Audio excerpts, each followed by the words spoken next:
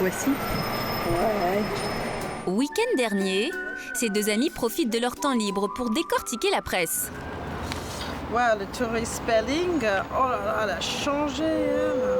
Thomas Hollande quand même, un peu de French news. Et ça vous intéresse ce genre d'article, madame? Bon, c'est marrant, c'est la vie de tous les jours chez les people, c'est tout.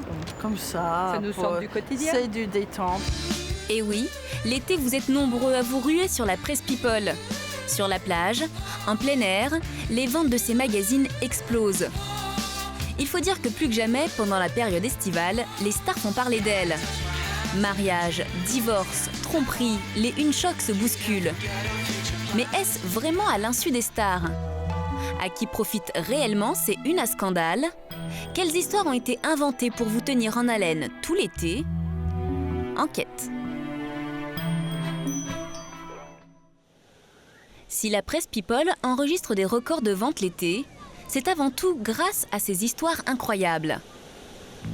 Pendant vos vacances, par exemple, vous avez tous entendu parler de la rupture entre Johnny Depp et Vanessa Paradis, de la tromperie de Kristen Stewart envers Robert Pattinson, ou encore de l'annonce du mariage surprise de Jennifer Aniston avec Justin Theroux. Si toutes ces histoires sont sorties cet été, ce n'est pas un hasard, comme nous l'explique ce spécialiste. Le danger de l'été, c'est qu'on n'a pas d'album qui sort, on n'a pas de film qui sort, donc on peut pendant 2 mois d'été être totalement absent et donc loin du regard de son public. Et les sociologues appellent ça la société panoptique. La société de la célébrité, c'est une société panoptique. Ça veut dire quoi? Ça veut dire qu'il faut tout le temps être sous le regard de son public. Et c'est un petit peu la rançon du succès. Plutôt que de se dire, eh bien, on va essayer, enfin, notre vie privée, elle va être en pâture à notre public, mais on va essayer de maîtriser cette vie privée, quitte parfois bien à sortir des histoires qui ne sont pas totalement exactes, c'est pas complètement conforme à ce qu'on vit, mais pour que le public soit tout le temps en alerte de ce que vous faites, de ce que vous êtes. 3 mois où il faut sans cesse monopoliser l'attention. À ce petit jeu-là, l'actrice américaine Jennifer Aniston a tout compris. Le 12 août dernier, en plein cœur de l'été, les communicants de la star annoncent son mariage avec son compagnon, l'acteur Justin Theroux. Cette information signe en fait la fin d'un feuilleton médiatique qui a duré plusieurs mois.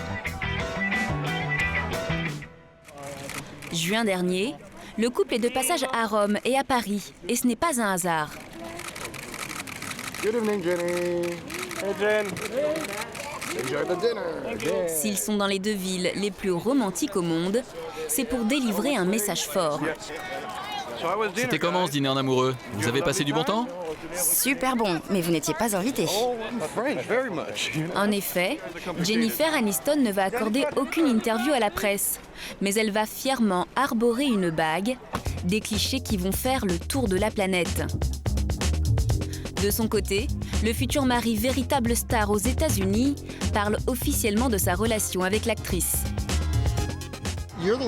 Vous êtes l'un des hommes les plus chanceux du monde pour plusieurs raisons. Je suis d'accord.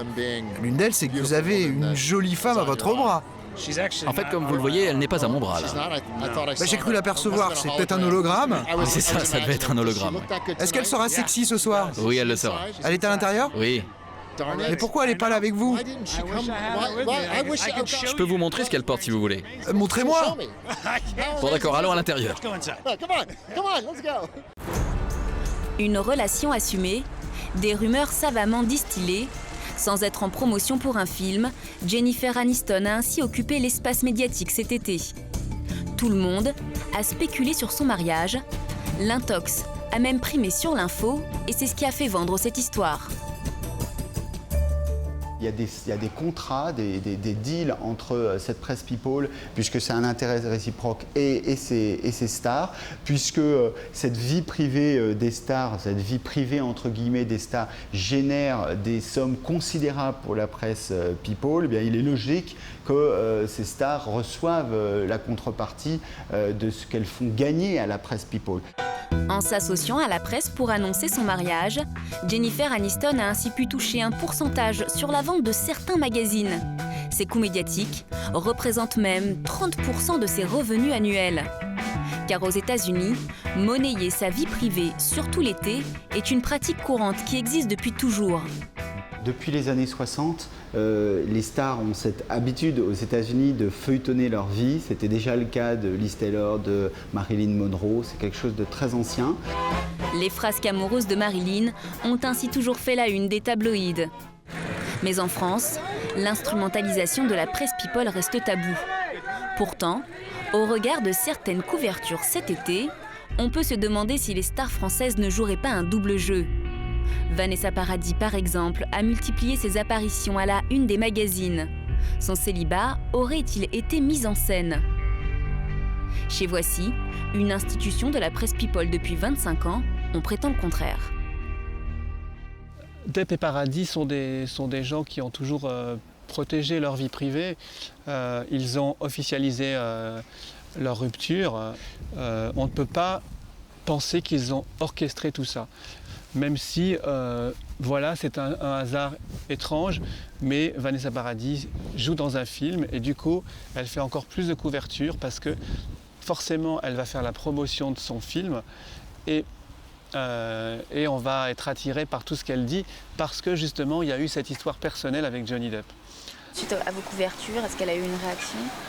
Alors, suite à nos couvertures, comme d'ailleurs ça a été le cas pour d'autres magazines, Vanessa Paradis est quelqu'un qui utilise la justice et donc qui attaque, qui fait travailler ses avocats et qui attaque les supports dans lesquels elle apparaît, contre son gré. Alors pour éviter les procès et continuer à vendre toujours plus de papier l'été, certains groupes de presse ont trouvé la parade. D'abord, multiplier les titres. People Story, People Inside, People Addict, des journaux sortis cet été conçus sur le modèle des tabloïds américains. Ensuite, s'associer avec des people plus coopératifs, issus notamment de la télé-réalité. Ces petits stars de la télé-réalité qui ont souvent pas grand-chose à vendre, pas de film, pas d'album, mais simplement une notoriété passagère liée à leur passage dans des émissions de télé-réalité, trouvent leur intérêt dans cette presse people et qui est inventée pour elles, qui fonctionne avec elles et qui prospère avec elles. Ces fausses histoires se rémunèrent entre 200 et 5 000 € la couverture. Mais certains people refusent quand même de jouer le jeu. Voici Tatiana et Xavier. Leurs visages vous disent sûrement quelque chose. Ils ont participé il y a 7 ans à une émission de télé-réalité. Depuis, ils sont souvent sollicités par la presse people. On leur a même proposé un scénario, celui de la fausse rupture. C'est ce qui se vend le mieux l'été. On vous propose un package d'un certain montant. Nous, en l'occurrence, c'était à la hauteur de 50 000 €. Où, pendant 3 mois, on va argumenter une fausse histoire. Il faudra que tu enlèves ton alliance, tu te mettes à une terrasse de café, tu es en train de boire un verre, et là, bim, on voit que tu n'as pas d'alliance. Donc ça a commencé comme ça l'histoire. Ensuite, je commençais à marcher dans la rue avec un autre artiste ou sportif.